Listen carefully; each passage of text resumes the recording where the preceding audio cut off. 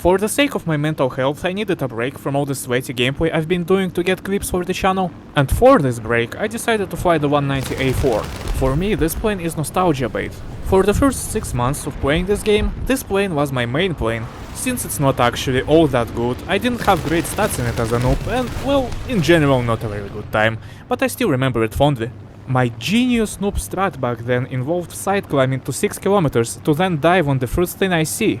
As you might expect, this didn't give me a great KD nor a great win rate. But this genius strat was just barely good enough to keep the KD above 1 and the win rate above 50%. So I was still able to slowly accumulate silver lions and make progress in this game.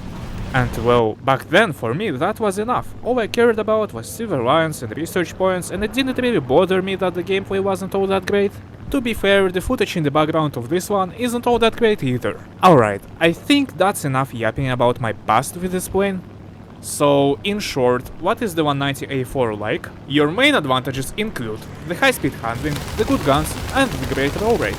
This plane isn't slow, but it's not particularly fast either. It's not a brick, but it doesn't turn too well. It doesn't climb all that fast either, but it's still better than some of the other unfortunate souls at this battle rating. Also, pro tip, don't head on this thing in a Key 43, you don't have the armament and you certainly don't have the survivability. You can only really stick to dogfights in secluded 1v1s when you are not facing something like a Spitfire or a Japanese plane. With some luck, at high speed you might be able to make those types overshoot as well, but getting the guns on them in time is going to be a wholly different challenge. So, in the early to mid game, when furbos still exist, it's better to stick to boom and zoom tactics. In the late game, when secluded 1v1s are actually a thing, you might want to take those if the enemy isn't a UFO. And so, that about concludes this 5-kill game. If you made it through the whole thing, thank you very much for watching this. Initially, I didn't plan to make an informative video like this. I just wanted to narrate the background footage, maybe insert some humor. But none of those kills were particularly impressive, so I didn't want to waste my time on that.